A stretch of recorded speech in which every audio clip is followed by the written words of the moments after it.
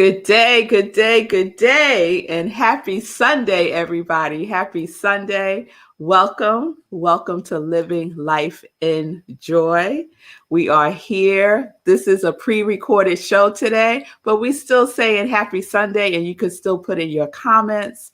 You could give me a shout out. You can ask questions of our guests, all that good stuff.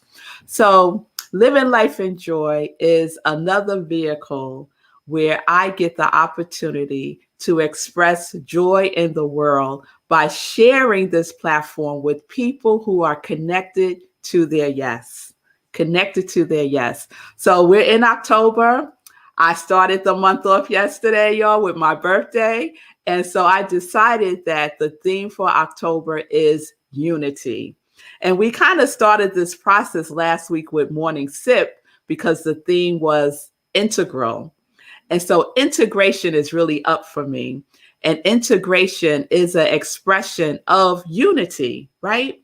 And one of the things that I shared is that we are living in the wholeness. We're living in the wholeness, not in the pieces, not in the pieces. So my guest today is a demonstration of someone who is living life from a place of wholeness, connected to her yes. And I'm just really excited to introduce you all to her. So we're going to get ready, y'all. We are in the go, set, ready.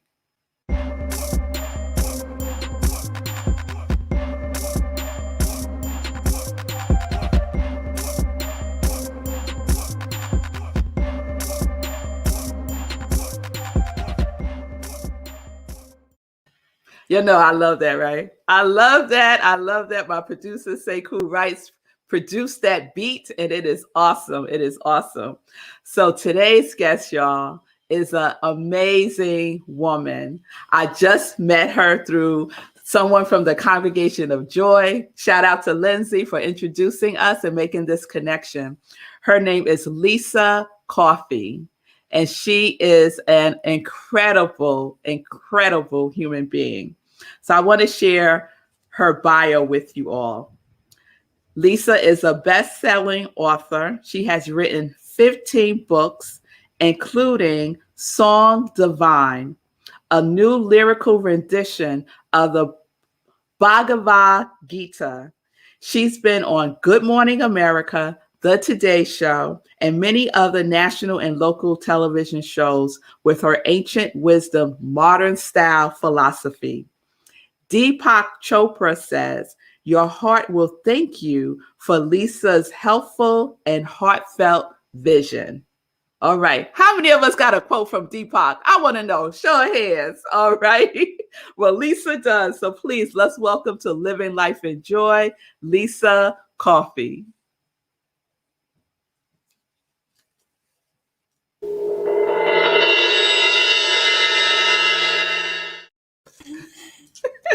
Yay! Yay! Hey, Lissa. Hey, Melissa. Thanks so much for having me. Oh, you're so welcome. I love your energy. I was like rocking out to your theme song there. It's like, yes. Nice way to start the morning. It is. So, Lissa, you have a lot going on, and I'm loving everything that I'm discovering about you. Oh. And so when I'm introduced to somebody new, I'm always curious about what got them to this path, you know, what led them on this journey. And so I have that in the context of what I call, won't he do it? Won't he do it? So what is your won't he do it testimony? You know, I've always, even when I grew up, I was kind of a weird little kid, very spiritual, and I don't know why. I didn't grow up in a religious or spiritual family or anything, but I was always a seeker. You know, I always knew there was something more. And I followed my intuition, and I always thought, why not? You know, I didn't even question if I could do something or I should do something. If I had the idea, I just did it. And I didn't let anything stop me. And I really feel that when you have an inspiration like that, it's for a reason. It's meant to be. And we are very creative beings, and we need to express that in some way, shape, or form. Everybody has their, different methods of expressing it, but I tend to do it through writing, whether it's songwriting, lyrics, poetry, books, whatever it is. It tends to be more of the verbal through words. And that's how I express myself. And, when I always kind of was looking for my people, And in college at UCLA, I discovered meditation. I found this group of people that were like meditators. And I'm like, this is so cool. This is like so cool. And then after I got married and had kids and couldn't work, I found another kind of tribe of people. And I was a very young mom. But I couldn't work because I was having morning sickness like all the time. So I would go to these classes at the Healing Arts Center, and there were mostly like middle-aged women and then me, but they were my tribe, and they were all like on the path, and we got each other, and we explored all of the healing arts, everything from, tarot cards to Reiki. I mean, it wasn't even called Reiki back in the day. Feng Shui before it even was a thing. I mean, we were like cutting edge in this moment. But that was my tribe, Yeah. And then I discovered Centers for Spiritual Living when my kids were born and they started to grow up, and that was my tribe for a long time. And that's where I met Lindsay, and it's interesting because I think there's certain people you meet that you just know each other, even though you've never met. You know what I mean? Like there's that instant recognition, like, oh, there she is. Yes. And that's how I felt with Lindsay. It was like love at first sight. It's like, oh, there she is. I just knew she was my friend. And we've been friends now for 20 some years. I mean, more than 20 years. It's crazy. And then now my tribe is the Vedanta Society. And I learned all about Vedanta and Hinduism and Krishna and all that. And I'm just like, these people get me, I get them. This is amazing. And I just feel like through each step, I've kind of taken my practice deeper and learned more from not only the books, but from the community. Like we learn from each other. That's beautiful. That's beautiful. And it's interesting. Oh, I hear an echo. Do you still hear it? I don't hear echo. Okay. I think it stopped. Okay. It was the universe giving me a shout out. I got you, universe. All right. All right. I'm your other guest today. Yes, it's all good. It's all, you go sit right there. I'll get to you in a minute. Yeah. We with Lissa right now. We with Lissa right now. So Lissa, something you said really struck a chord with me, because you said when you were always a weird child. Right. And you mentioned, the age of 2 years old, and the fact that you trust that at such a young age, because a lot of times as children, we turn that off. We become afraid of it. We don't know what to do. And so we repress it. But it sounds like you leaned into the spirituality that was so expressing through you.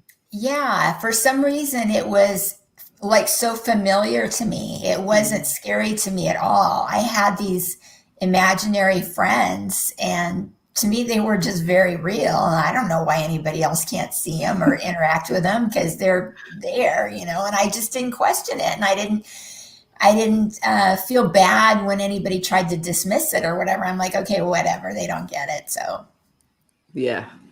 And that's so important for children. You say you have children. I have twin girls, and to encourage that, to encourage it. That's beautiful. Absolutely. That's beautiful. Yeah, my boys are adults now. They're 32 and almost 35. So yeah, they're big guys. They're doing their own thing, I'm sure. Yeah. Yes. So in looking and checking you out, I noticed a couple of things. So I got attracted to the word, the song divine. Tell me, how did that come into being for you? The Bhagavad-Gita means the divine song. Mm, Bhagavad is the divine and Gita is song. So this book has been like following me almost, okay? Like I would see it everywhere and I'd pick it up and try to read it and put it down. I couldn't do it, but I was like, there was some attraction, but it was just never the right time or something. hmm But then when I found the Vedanta Society and I met my Swami, who's Swami Sarvadevananda, the Vedanta Society Hollywood, hmm one of the first things he said to me is, I teach a class on the Bhagavad Gita on Tuesdays. And I'm like, sign me up, because I know what it is, but I haven't read it. I don't understand it. I really want to take this class. This is what I need. hmm So I would go every Tuesday, and we didn't get very far, because I'll show you this book. Okay. This is the text we were using. Look at how big this book is. Okay. This is like big. And he would read maybe a verse or two, and we'd have such a discussion about it that, it took us years to get through this book. Years. Because we're going once a week. We're not reading the book in one sitting. But I learned so much from it. And then he kept telling us, you should memorize these verses, because this is really important. And then this is like an affirmation for you. This is like a mantra that'll stay in your mind, and you'll remember these really good spiritual lessons. hmm But I couldn't memorize them. I'm like, okay, well, in Sanskrit, it's like gobbledygook. I don't speak Sanskrit. It's another language. And I'm just saying syllables, doesn't make sense to me. And when it's translated into English, it's very dense, and I thought, how am I going to memorize these things? And then I remembered, okay, when my kids were little, I used to write songs. I had my own record label, Bright Ideas Productions, and we put out positive music for today's kids. And I used to listen to this children's music for my kids and say, E-I-E-I-O, what is this affirmation? I'm raising them with the Center for Spiritual Living. I want them to have positive messages. So I wrote songs around these positive messages. I can do it, and, all kinds of stuff. So I thought, I'm going to rewrite these verses in the Gita to rhyme and have rhythm as if it's a song, because it was written originally as a song. And when you read it in Sanskrit, you can actually sing it as a song, and that helps you remember it, and it helped it be passed down from generation to generation throughout the years. Yeah. So I started doing this, and I'm like, I like this, and it was easier for me to memorize. But then I thought, well, who am I to rewrite the Bhagavad Gita? I'm this old white chick. I don't know what I'm doing, So I took it to my Swami, and I said, look, this is what I've done. Forgive me if I've blown it, whatever. Is it okay? And he said he loved it. He said, this is fabulous. This is what the Western world needs right now.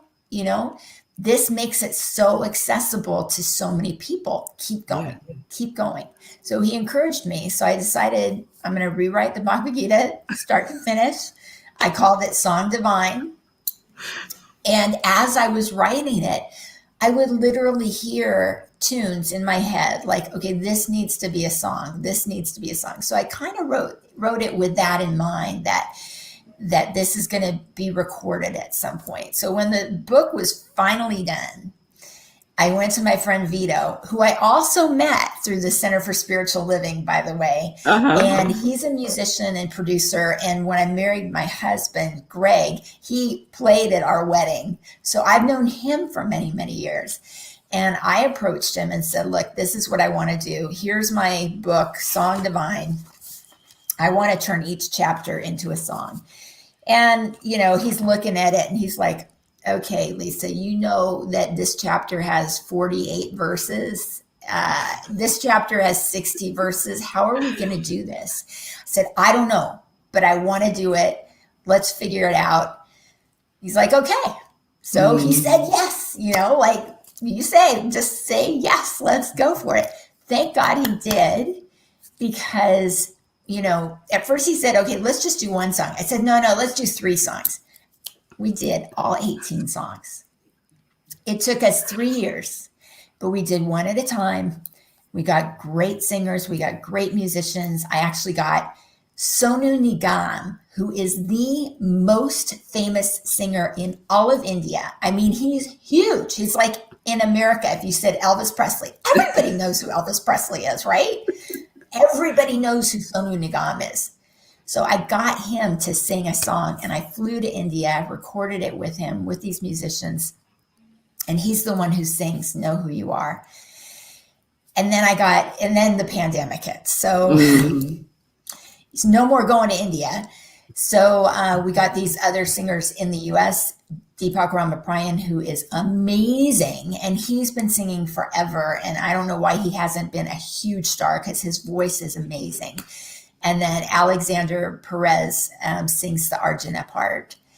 And it's just, I'm so happy with how the whole thing came out. It just feels like we were all divinely brought together. We were all divinely led. Yeah. And it came out to be this beautiful thing now that the whole world can enjoy. And it's actually coming out October 13th. So one song we released already, and there's a music video on YouTube. And then the whole thing is coming out October 13th. All right. So we have, I hear the echo again. So we have the single. So we're going to play that. And then I want to talk a little bit more about just how all this came together. So the single is Know Who You Are. And who's singing on this one? This is Sonu Nigam from India. Okay, this is the superstar. Yes. Okay. Do you know who you are? Do you know from where you came? When you understand, will not be the same. I think it froze. Oh, okay. It got a little frozen, but that was a little teaser, everybody. Yeah. So Lissa just shared that the whole, it's a double album, right? It's a double album. Look at this. It's awesome. And I know most people don't even have CDs anymore, but we made it into a CD anyway, so you can have the whole CD experience with little. But look how beautiful that is. Oh yeah, I'll show you. This is Sonu Nigam right here. That's Sonu. And that's me. And that's Manu, who's my godson in India. He's a music producer, and he helped put everything together. Wow. And this is Rajesh, who did all the artwork. I mean, the artwork is just stunning, It's beautiful. And this is a demonstration, Lissa, of wholeness, right?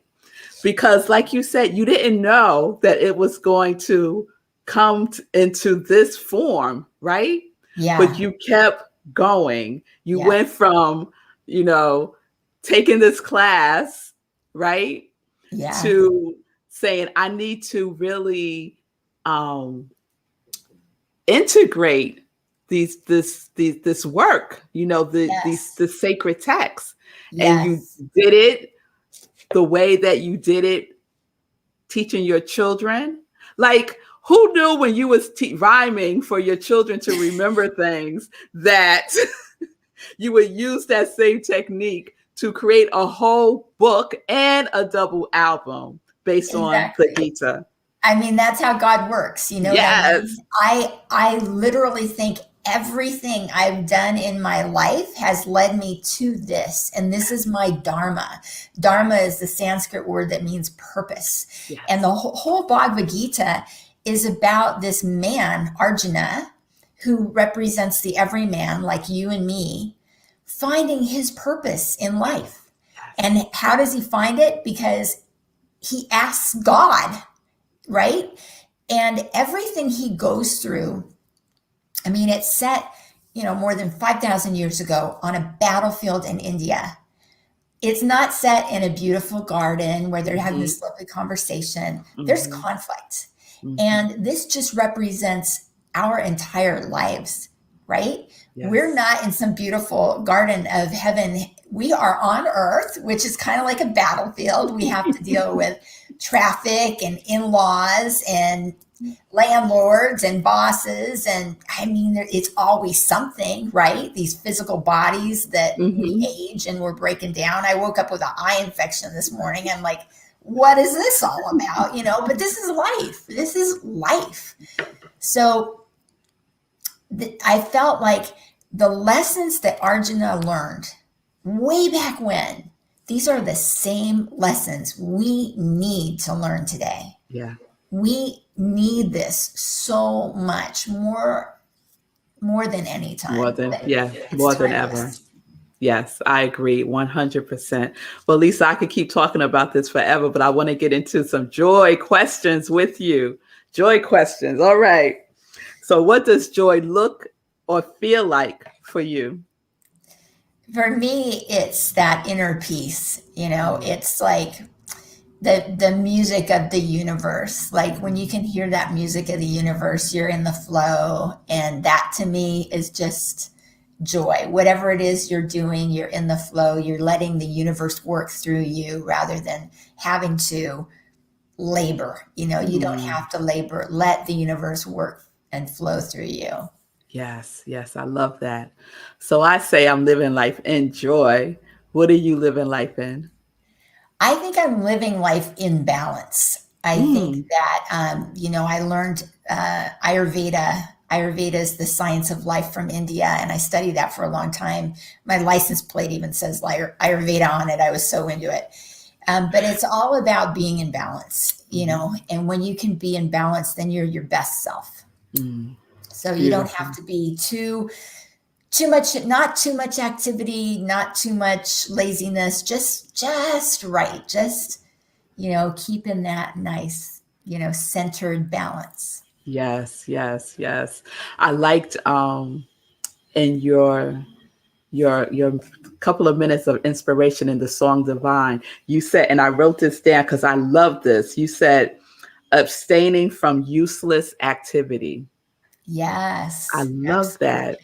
Absolutely. I love that. Yeah. And actually, it's like, I can't even take credit for that because I didn't say that. Krishna said it. I just put it in the book so that you could learn it. But Krishna is the one who said it. And when I say Krishna, that's, you could say Jesus Christ or Allah, Muhammad, Jehovah, whatever, you know, that it's the divine that told us that. The divine is telling us abstain from useless activity. Yes. I love that. When you said it, I was like, oh, I got to write that down. That's beautiful. All right. Let me get back to the last joy question. What is your joy song? Okay. One of the songs I wrote for my kids is called The Miracle Is You. And when I get down on myself or I feel like, you know, things aren't going my way or the way I want them to go, I just remember that song and I think the miracle is you. And it just, the point of it is that so many events have to come together to make this moment in time. And we always have to see the miracle in that.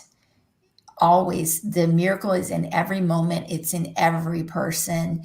And we can do anything, you know, we put our heart and soul into it.